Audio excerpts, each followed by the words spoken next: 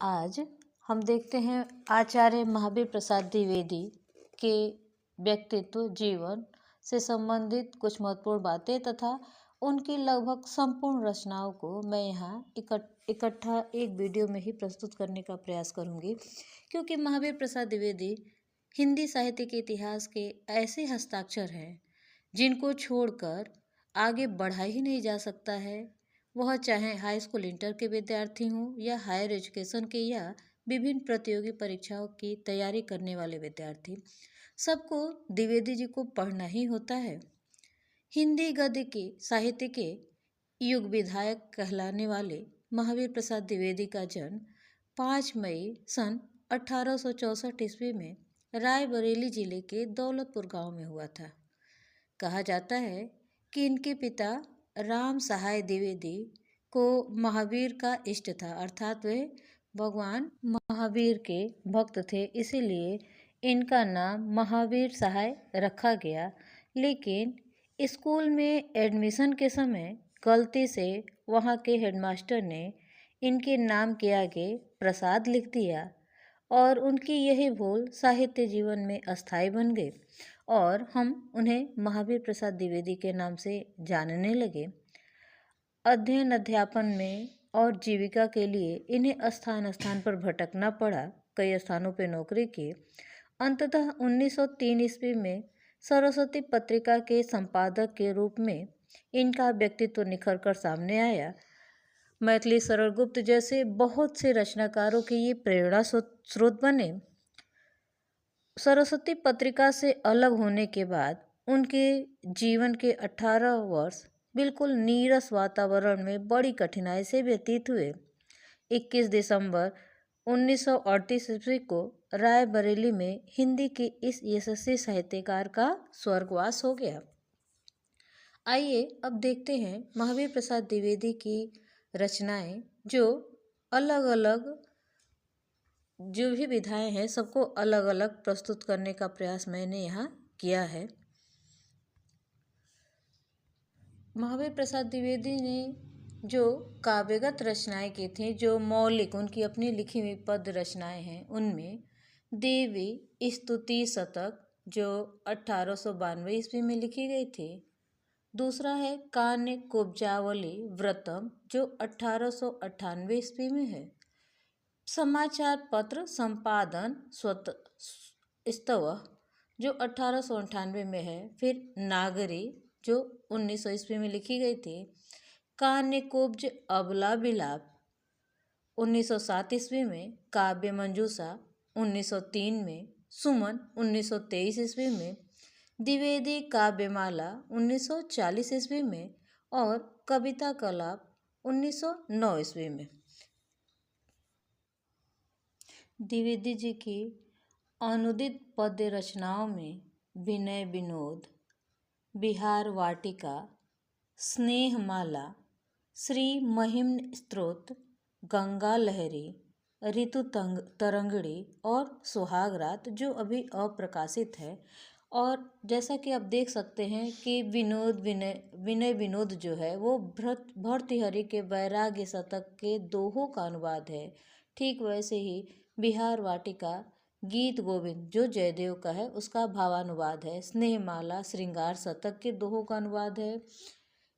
ठीक महिम्न स्तोत्र संस्कृत के वृत्तियों का अनुवाद है। और गंगा लहरी जो अत्यंत महत्वपूर्ण रचना है पंडित राज जगन्नाथ की, उसके सवैयों का अनुवाद है।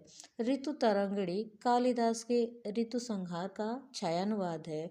और सुहागरात जो अप्रकाशित है, जो बायरन के ब्राइडल नाइट का अनुवाद था।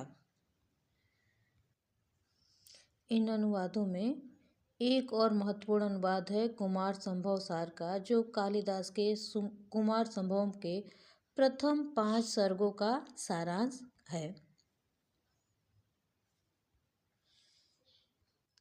महावीर प्रसाद द्विवेदी की मौलिक गद्य रचनाओं में नैषध चरित्र चर्चा, तरुणोपदेश, हिंदी शिक्षावली तृतीय भाग की समालोचना, वैज्ञानिक कोश, नाट्यशास्त्र, विक्रमांक देव चरित्र चर्चा और हिंदी भाषा की उत्पत्ति तो है ही, इनमें सबसे जो महत्वपूर्ण है वो है संपत्ति शास्त्र, जो 1907 ईस्वी में लिखा गया था। इनके अतिरिक्त जो अन्य रचनाएं हैं उनमें कौटिल्य कुठार, कालिदास की निरंकुशता, ये महत्वपूर्ण है। कालिदास की निरंकुशता अक्सर परीक्षाओं में भी पूछा जाता है। अगला है वनिता विलाप, औद्योगिकी, रसाग्यरंजन भी महत्वपूर्ण रचना है जो 1920 में लिखी गई थी। कालिदास और उनकी कविता, सुकवि संकीर्तन, ये भी महत्वपूर्ण रचना है। अतीत स्मृति, साहित्य संदर्भ, अद्भुत आलाप, महिला मोद, आध्यात्मिकी, वैचित्र चित्रण, साहित्यालाप, विज्ञ विनोद, कोविद कीर्तन, विदेशी विद्वान, प्राचीन चिन्ह, चरितचर्या, पुरावृत्त, दृश्य दर्शन, आलोचनांजलि, चरित्र चित्रण, पुरातत्व प्रसंग, साहित्य सीकर भी महत्वपूर्ण रचना है। विज्ञान वार्ता, वाग विलास, संकलन और विचार विमर्श, ये इनकी गद्य की जो मौलिक रचनाएं हैं वे थी। अब गद्य की अनुदित रचनाओं को देख लेते हैं। अनुदित मतलब जो अन्य भाषाओं से अनुवाद किए गए हैं। जैसे पंडित राज जगन्नाथ के भामिनी विलास का हिंदी अनुवाद है भामिनी विलास। अमृत लहरी जगन्नाथ के ही यमुना स्तोत्र का भावानुवाद है। वेचन विचार रत्नावली। शिक्षा जो हर्बर्ट स्पेंसर के एजुकेशन का अनुवाद है। स्वाधीनता जॉन स्टुअर्ट मिल के ऑन लिबर्टी का अनुवाद है। जल चिकित्सा जो लुई कोने की पुस्तक का अनुवाद है। हिंदी महाभारत, रघुवंश, वेडी संहार, कुमार संभव, मेघदूत, किरात अर्जुनियम। इस तरह से हम देखेंगे कि कालिदास की ढेर सारी रचनाओं का हिंदी अनुवाद महावीर प्रसाद द्विवेदी ने किया था और उन्होंने कालिदास से संबंधित आलोचनात्मक ग्रंथ भी लिखे थे। महावीर प्रसाद द्विवेदी सरस्वती पत्रिका के संपादक के रूप में अमर हुए।